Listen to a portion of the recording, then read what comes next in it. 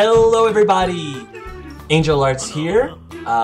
Believe it or not, I had just spent the entire morning wandering around the woods by my place because I was making some last-minute final preparations for my survivor party that I'm doing this weekend for my birthday.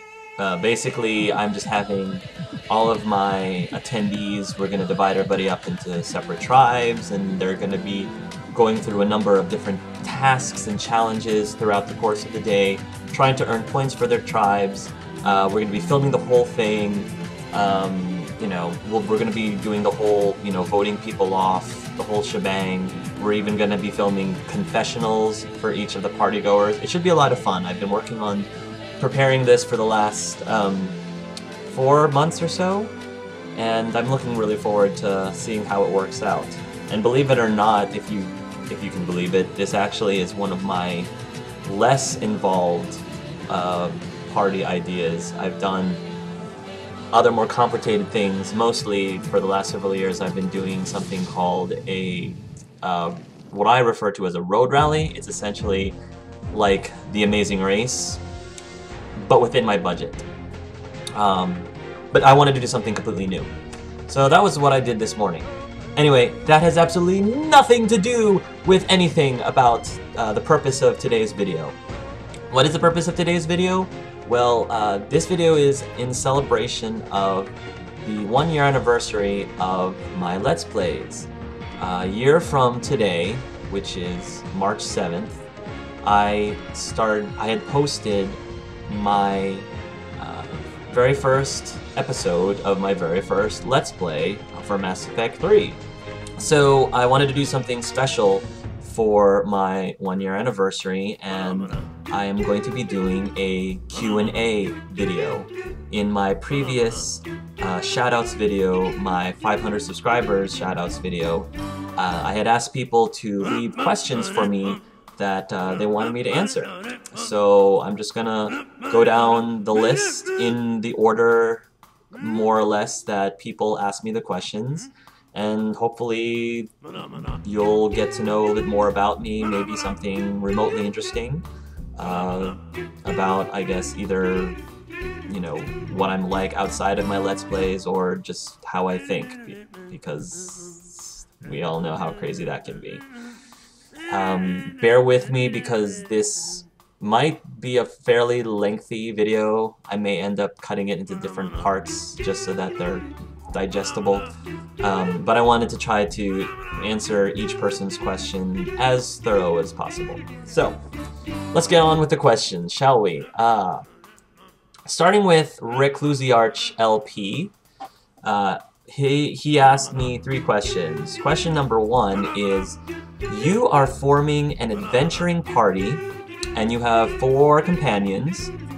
Which 4 companions, taking from video games, would you bring with you?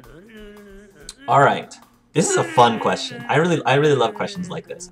So, I think my approach to answering this question, since I am an avid D&D player, or just RPG player in general, I have a tendency when forming a party, I have a tendency to follow more or less fulfilling specific roles, specific classic roles in a party, like the tank, the rogue, the healer.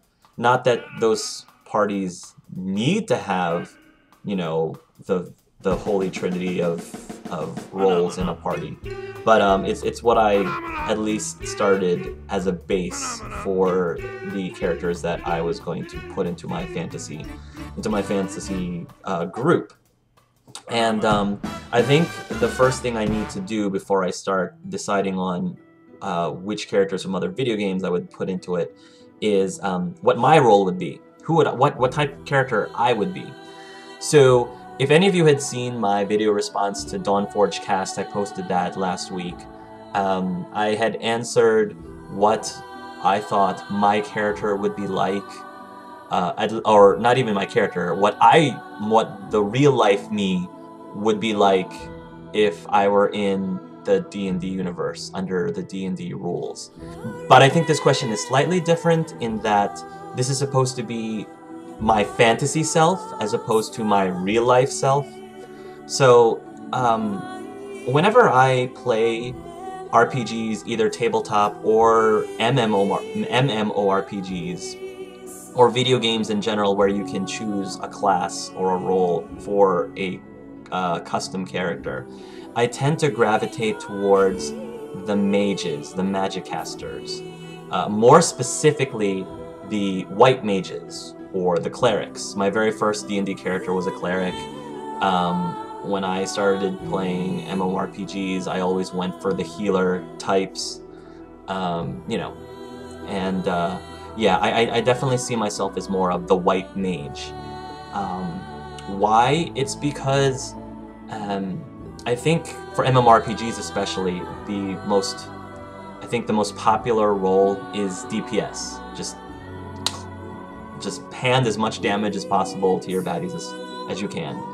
And that actually is my least favorite role. I don't particularly like DPS, being a DPS character at all, because I, in my opinion, find it boring. I find it far too... It's too typical. And I don't, if you know me very well, I don't go for the typical. I go for the road less traveled. And even though I think that there are definitely a lot of people who like being healers, I would definitely put myself in that category. I enjoy buffs, I enjoy debuffs, more so buffs. I specifically select powers that does not necessarily benefit me, but benefits my party, that benefits my friends, the people that I'm traveling with. And I don't know, I think that fits my personality a lot more, because I like being the character that people rely on when they're in deep trouble, especially when it comes to healing. I like being sort of that lifeline for people. They depend on me just as much as I depend on them with some of their more, I guess, damage combat abilities. And so, yeah, that's where I would see myself.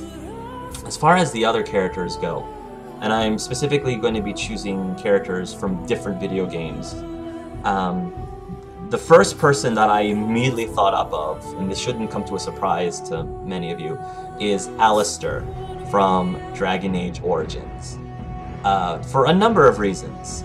Obviously, Alistair is a warrior, so he essentially would be our main tank. He probably will be the main brute strength character in our party. And with that, I think he can be a little tactical. I mean, as a fighter, as a warrior, he might end up being a little bit more of our battle tactician a little bit. But there's other things that I think would be great with Alistair. Is he's such a fun person to be around. Like, he's so charming and funny. Like, I see him as being a big part of the comedy relief in our party. And I don't know, he just seems like a very genuine, nice guy who is, you know, loyal to his friends and will do anything for his friends. And that's the kind of person that I want on my team. So when I'm designing my dream team, I take in consideration not only their combat abilities, but also how well I think our personalities overall would mesh. And I definitely think I would get along with Alistair very well. And I believe that he would also get along with the other characters that I end up choosing to put into our party. And for me, that's really important, because I think if we're going on an adventure, I'd like to be able to have fun. I'm sure we'll probably be doing some serious quests, but you know, I think Alistair would add a lot to making that journey really enjoyable. The next person that I would throw into my party is Nathan Drake from the Uncharted series. I mean, come on now, he is your typical action hero. I mean, he's essentially Indiana Jones. Why wouldn't you want him in your party? I think Nathan would probably fit our rogue character pretty well. He seems to be the kind of person who can get through tight spots, maybe find secret doors, unlock things for us. He's the kind of person who gets thrown into a lot of crazy, outrageous situations, and somehow he manages to figure out how to get out of them. And I think that's a very valuable skill to have. Someone who, you know, when the chips are down, who has this uncanny way of getting out of it at the last minute, with style. I think a lot of Nathan's success is part personal ability, but also part luck. I think there's a little bit of, you know, mystical luck that gets thrown into there that I think our party could greatly benefit from. And again, personality-wise, I think Nathan Drake is a great character that I would get along with. He seems like a lot of fun. He doesn't take everything too seriously. And again, I think he would be a very great addition to the comic relief as well.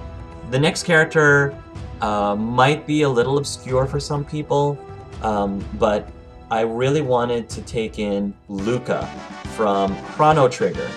Luca is an inventor. She's the tinker. She is probably going to be the smart one and the analytical one and logical one in the group, which I think is a very important role to fill.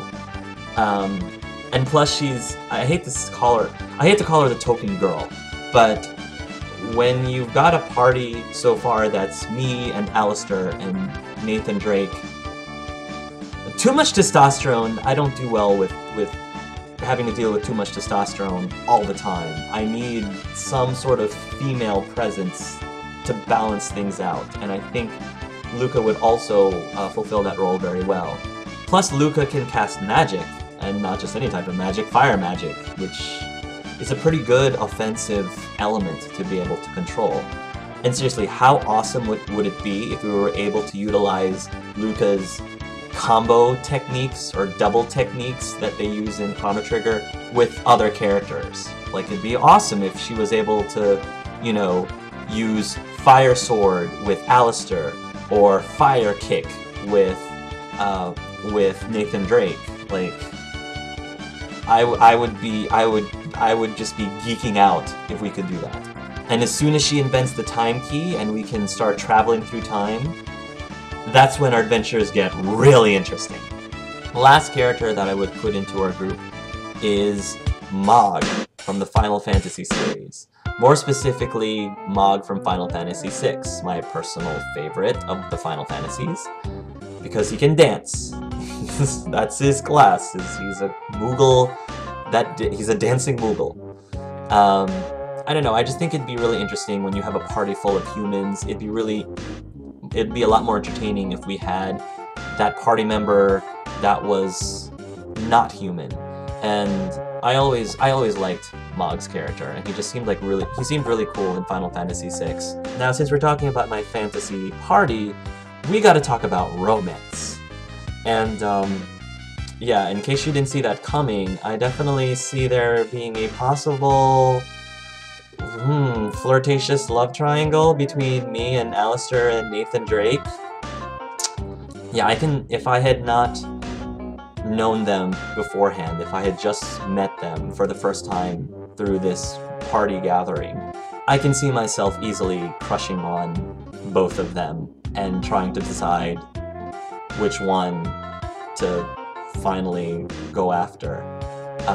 And Luca, of course, would be the person that I would confide in to try to, you know, I can see her and I being really tight about talking about Alistair and Nathan and trying to figure out which one I should go after. But I think at the end of the day, I'm going to have to choose Alistair. Like, I think Nathan is awesome, don't get me wrong, but I think Alistair would end up winning my heart at the end, and would end up being my fantasy character's romance interest. That question didn't take too long at all. Moving along to the Reclusiarch's second question. Describe a normal day of work. Well, I'm an engineer, as you know, More specifically, I am a computer graphics developer. I program simulations. So essentially, it's almost like, you know, I program video games for our customer. But beyond that, I unfortunately can't get into specific detail. However, what I will say is that a typical day at work, I work with an awesome team of gamers, as you can imagine, all of whom we're all around the same age. It's a very young team, and we have a lot of fun. We have a lot of fun playing pranks on each other. One of the things that we have done is creeperizing each other's cubes.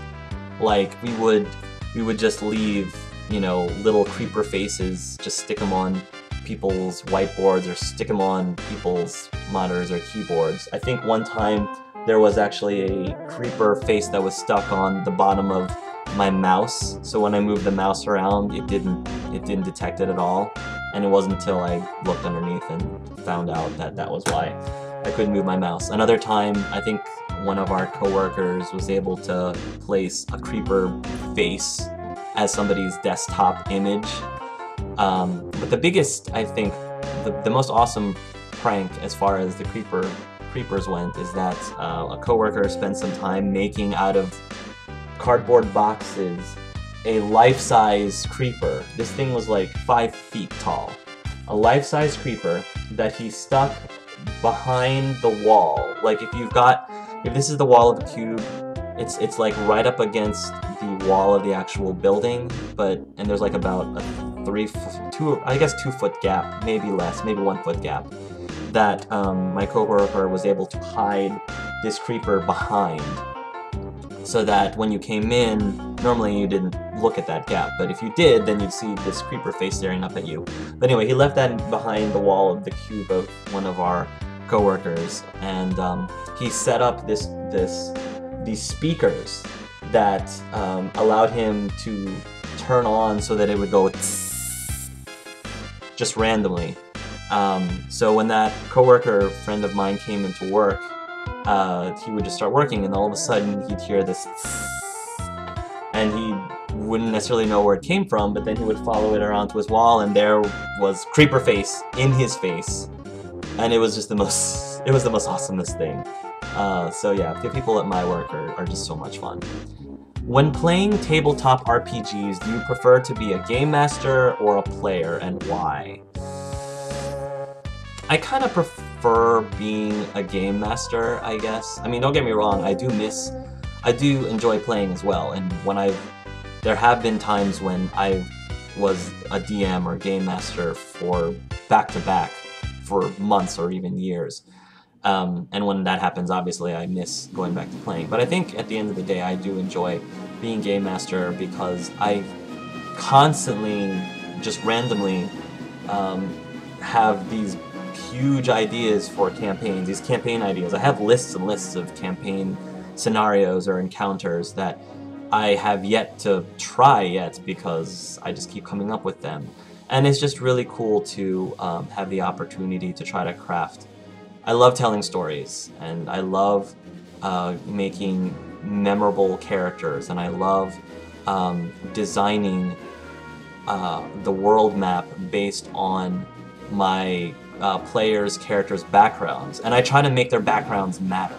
A lot of when I DM, I typically start by asking all the players what characters they want, and I get their backgrounds from them. And once I get the backgrounds, that's how I generate not only the story, but also generate the world map, because I try to design the story in such a way that their characters end up at some point visiting their hometowns, so that there's like sessions that are focused more on one character, and each character gets their turn. Because I know, I guess I'm a big believer that as a DM, I make it a point to make sure that the characters, who they choose as a character and what their background is, matters and has a point in the overall story. So it's a lot harder to do, but you know, I think it's a lot more rewarding, and I think it makes it more of a team effort. It's not just my story, it's the player's story as well. And so, you know, I try to cater my story around the PCs, then try to ask for the PCs to cater around my story, if that makes sense. Alright, Nionima asks a couple of questions. What do you think you would do in a Walking Dead situation? Would you have a chance of survival, do you think, or would you curl up in a ball and cry like I probably would? If there was an actual zombie apocalypse, I don't think I would last very long at all. Not at all. I don't know. Given the specific situation like that, I just feel like I'm not a survivor in the strictest sense. Especially when you're talking about the Walking Dead universe in particular. In order to survive, you have to evolve, you have to change, you have to transform into something that you weren't before. You'd have to do things that maybe you would not have done if the situation wasn't that extreme. You know, your morals and your values kind of have to blur, because if they don't, then you're not going to survive. You might have to be more ruthless, you might have to be more greedy, you might have to be more selfish. And I guess the reason why I wouldn't survive in a situation like that is because, for me as a person, personally, I would rather maintain my morals and values than survive. You know, I would rather die, and I would rather die knowing that I did not, you know, want to play by the rules, play by the new rules of the new world just to survive, than turn into something that I'm not, or something that I would despise, you know, if I was seeing myself behaving in this, you know, zombie apocalypse world. I would rather die than see myself deteriorate into that just for the sake of living, just for the sake of surviving. And that's just me. I mean, that might sound like a very naive or idiotic way to look at it, but it's how I honestly feel. Favorite soundtracks from a game doesn't have to be just one song. It could be the music of the entire game or many games. Let's see. I guess I would say that my favorite soundtrack in a game overall, because there's definitely a lot of individual songs that I love in games, but I think if I had to pick a game that had a magnificent soundtrack all throughout, it would probably be the Mass Effect series. I can't even begin to explain how much I absolutely adore the music in that. It's somewhat because it's music is so important in a game like that, because it exudes emotion. And that's a lot of what Mass Effect, what makes Mass Effect so special and enjoyable, is the fact that it's such an emotional story, and the music could make or break that, and it definitely makes it, in my opinion. I guess as a runner-up for that, another game series that I thought had amazing music all throughout was Heavy Rain. Fantastic, fantastic game from Quantic Dream. And I love, in particular, I think it's For Love, or the Ethan Mars theme song. It sounds very similar to Requiem for a Dream, but it's not quite that song. It's just so epic. I love it. I love it to death. I listen to that song at work all the time because it's so awesome. Schaly asks, it's a zombie apocalypse, and you have to survive with a group of 4 other LPers. Who's in your survival team and why? This actually is not that difficult of a question to answer, because I don't really know that many other LPers personally, and if I was going to try to survive in a zombie apocalypse, I probably would. And if all I had to choose from in my group were LPers, I would probably choose the LPers that I actually knew personally. definitely I would recruit Leader Carson right away, because he's easily become one of my best friends in the LP community.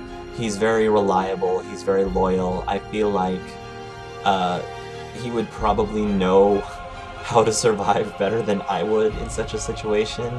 And he's such a go-getter. He's got this spirit within him. And I think that he's the kind of person where if in such a dismal situation as a zombie apocalypse can be, Leader Carson can make you laugh. He can make you smile and give you hope.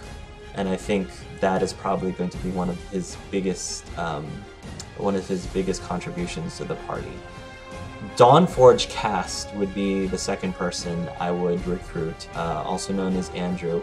He's just so intelligent and so wise. I have always admired and highly respected Andrew. I think that he would be our psychological anchor in the group, because he just seems so calm and so focused and patient, and I think that is a very very important role to have in the group. Other characters, other people I would bring into, I said that I wouldn't necessarily bring LPers that I didn't know personally, but I think when push comes to shove, I would bring Gamer MD83. Even though she has a huge fear of zombies, I think Gamer MD83 doesn't quite give herself enough credit, because she's a tough girl, and I think that she will be one of the more resourceful people in our party. I don't know, I just think that it would be a lot of fun. It's weird to say when you're trying to survive, but I think it'd be a lot of fun having her in our group. And then last but not least, I guess the last person I would probably put in a zombie apocalypse situation would be Lucky Jack 20, because Lucky Jack is another LPer that I've become really close to within the last several months, especially with the Earthbound Let's Play, and he's just very reliable. That's the best way I can describe Lucky Jack. He's very reliable, he's very loyal, and he's just an all-around great guy, great person, and I can definitely depend on him in that kind of a situation. So yeah. Schaly's next question is, if you're given the chance to go back and pick any game you've already played and get to LP it completely blind, what would you pick and why? As soon as I read this question, the first thing that popped into my head was Knights of the Old Republic, the original single-player BioWare game, not the MMORPG. Mostly because of all the video games that I've ever played, Knights of the Old Republic, I think, had my favorite plot twist. Normally I can see certain plot twists kind of coming, or I can kind of see it hinted at. For whatever reason, I'm not giving away any spoilers, but for whatever reason, when the plot twist for that game hit me, like, jaw down to the floor, was not able to pick up my jaw off the floor for like at least a good 5 or 10 minutes, because it just blew my mind, and just to have that sense of shock again, I would love to go back and be able to do that, and then LP it blind. I would have loved to have been able to LP that game blind, because it's such an amazing game, such an amazing plot. Why are you so awesome? Schaly, I hate these kind of questions. Why are you so awesome, really? Why am I so awesome? Because puppies!